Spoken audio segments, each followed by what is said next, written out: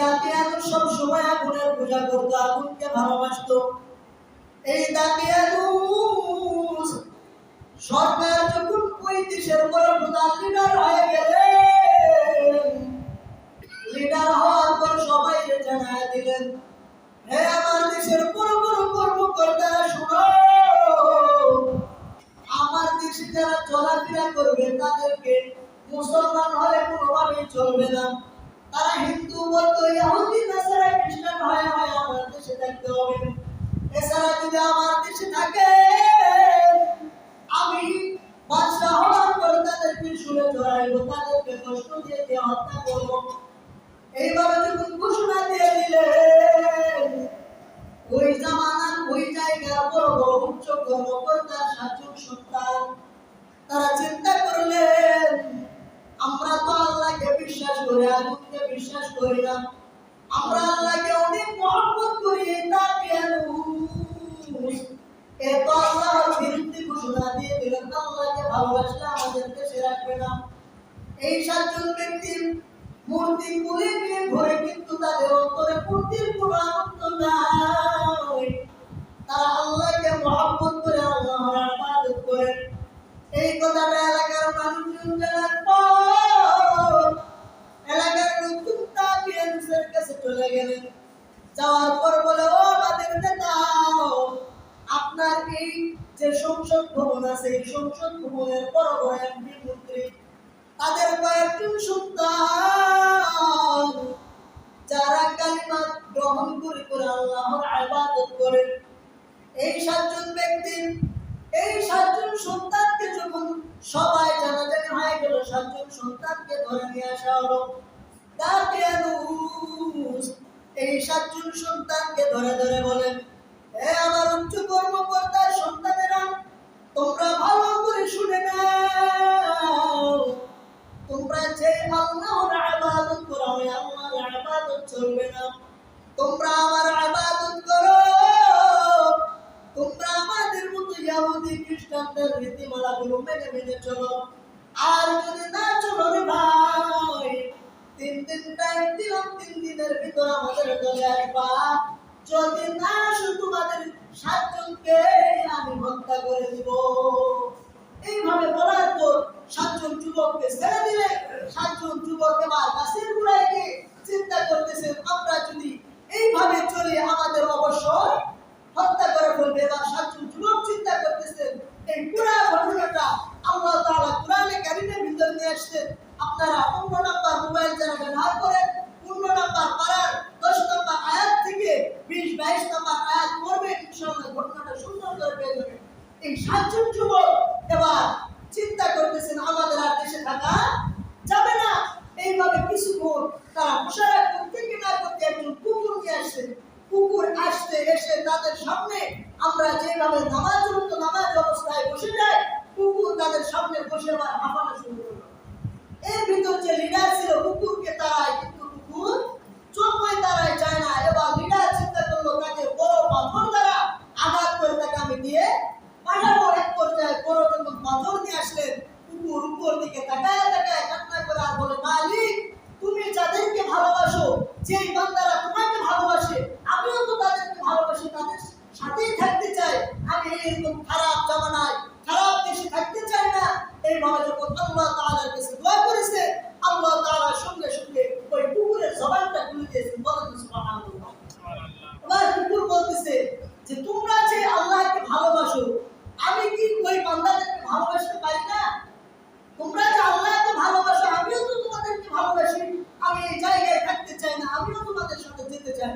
এবার এই 7 জনের ভিতর একজন লিডার ছিলেন, সে বলে যে, আমি এই পথ দিয়ে মাঝে মাঝে ব্যবসায়ের জন্য যেতাম, এই পথে পাহাড়ে একটা গুহা আছে, এই গুহার ভিতরে আমরা থাকবো। এই 7 জন যুবক যখন আস্তে আস্তে ওই গুহার দিকে রওনা দিয়ে দিলেন, কিছু দূর যাওয়ার পর রাত্রি ঘনিয়ে আসলো, কুয়াটা হয়ে গেল। গুহার ভিতরে যখন বিশ্রাম দিয়ে দিলেন, বিশ্রাম নেওয়ার পর আল্লাহ তাআলা কোরআনে কারীমের ভিতর ঘটনাটা এত সুন্দর করে উল্লেখ করলেন। ঘুমানোর পর আল্লাহ তাআলা এত পরিমাণ ঘুম দিয়ে ঘুমানোর আগে শুধু যুবকরা মা বাবার থেকে বিদায় নিয়ে কিছু টাকা নিয়ে চলে গেলেন।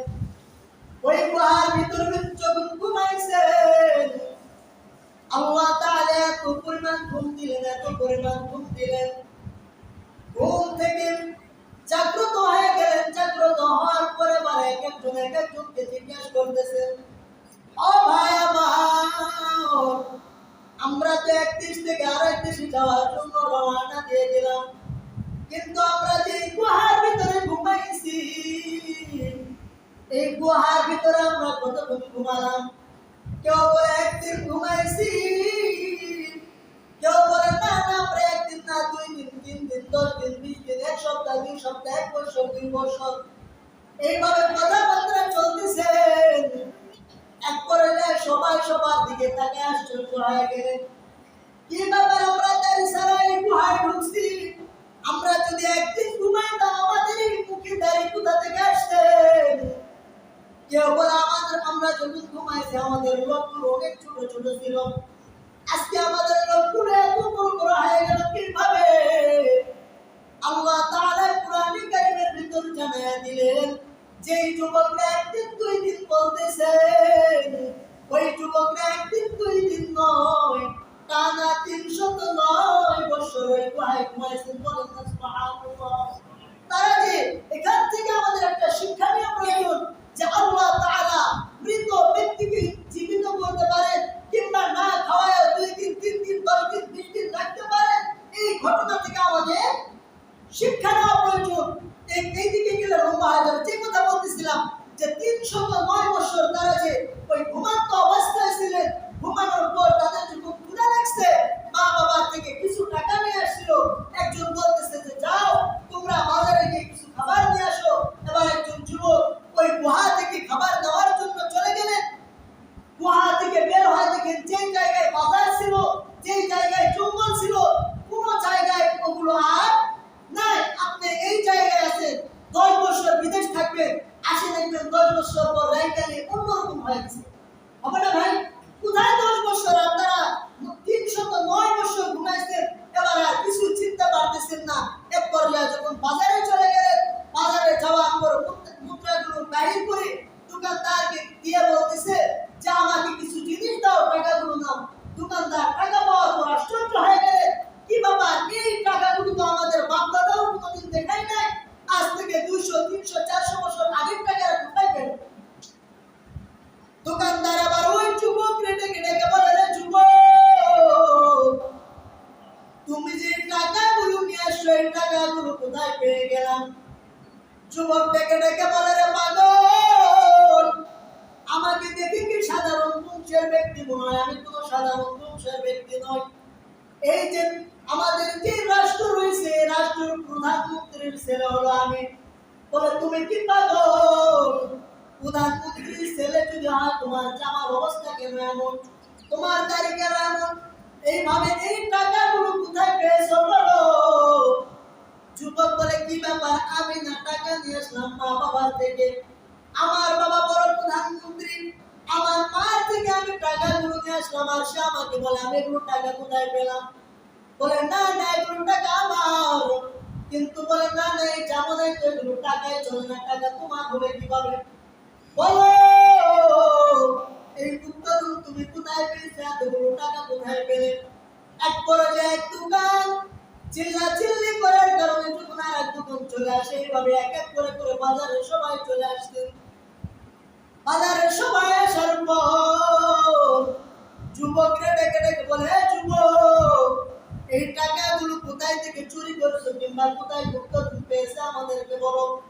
বলে না না এই টাকাগুলো আমি চুরি করি নাই, আমি কোথাও গুপ্ত পাই নাই, টাকাগুলো আমার বাবা আমাকে দিয়েছে। আমার বাবা এই দেশের প্রধানমন্ত্রীর একজন কর্মচারী। সবাই আরো আশ্চর্য হয়ে গেলেন, মনে হয় বড় পাগল। এবার সবগুলো টাকা একত্রিত করার পরে এক পর্যায়ে রাজার কাছে ধরে নিয়ে গেলেন। যাওয়ার পর বলে, ও রাজা, এই যে নাকি আপনার এই রাষ্ট্রের কোন এক প্রধানমন্ত্রীর ছেলে। বলে না না আমার কোন প্রধানমন্ত্রীর ছেলে এত নোংরা হতে পারে না। এক পর্যায়ে বারবার যখন বলা হলো, বলে এই ব্যক্তির কাছে কিছু টাকা রয়েছে, যে টাকাগুলো আমাদের দেশের নয়, যে টাকাগুলো আমরা কখনো দেখি নাই। এবার রাজাকে যখন টাকাগুলো দেওয়া হলো, এই যুবক চিন্তা করতেছেন এগুলো আর রহস্যগুলো ঢেকে রাখলে কোনোভাবেই হবে না। আমরা কিভাবে কোন জায়গায় রয়েছি সবকিছু বলে দিতে হবে। এবার এক পর্যায়ে এই যুবক রাজাকে সব কথা বলে দিলেন। বলেন, ও রাজা, আমিও তো এক রাজার মন্ত্রীর ছেলে ছিলাম, কিন্তু আজকে কেউ আমার বিশ্বাস করে না। আজ থেকে মনে হয় বহুদিন আগে আমরা এই দেশ থেকে বিদায় নিয়ে একটা গুহার ভিতরে আশ্রয় নিয়েছিলাম।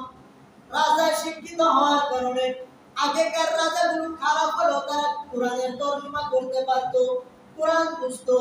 আল্লাহ তাআলার এগুলো নির্দেশনগুলো পাওয়ার পর রাজা আবার চিন্তা করলেন যে আমাদের এই দেশে বিভিন্ন বই পাওয়া যায়, আমাদের এই দেশ থেকে ৬-৭ জন যুবক এবং একজন কুকুর একটা গুহায় গিয়ে অদৃশ্য হয়ে গিয়েছেন। ওই যাওয়ার পর থেকে আর কোনোদিন খুঁজে পাওয়া যায় নাই। রাজা চিন্তা করেন, মনে হয় ওই ৭ জন যুবকের ভিতরে একজন। এবার এই যুবককে ধরার পর যুবককে দিয়ে এবার গুহার দিকে চলে গেলেন।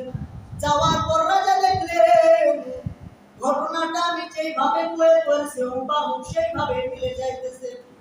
৭ জন যুবক আর একজন ৭ জনের সাথে একজন কুকুর সবাই এক গুহাতে বসে রয়েছে। এই দৃশ্যটা দেখার পরে এবার ওই তাকে চিন্তায় পড়ে গেলেন, আমি যে আল্লাহকে বিশ্বাস করতাম না, আল্লাহ যদি না থাকে এই ৭ জন যুবক আর কুকুর একই জায়গায় একত্রিত ভাবে থাকার পরে কোনোভাবে কোনো কিছু না খাওয়ার পরেও তারা ৩০৯ বছর কিভাবে জীবিত থাকতে পারে?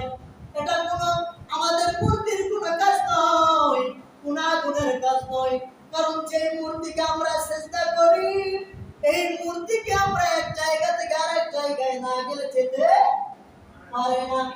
যে আগুনকে চিন্তা করলাম, এই আগুনকে আমরা প্রভু ভাবি, যে আগুনের ভিতরে হাত দিলে আমাদের হাতগুলো পুড়ে যায়, আগুন তো কোনো প্রভু হতে পারে না। কারণ যেই প্রভু নিজের ভালোবাসার মানুষদেরকে বাঁচাতে পারে না, এগুলো কোনোভাবেই প্রভু হতে পারে না।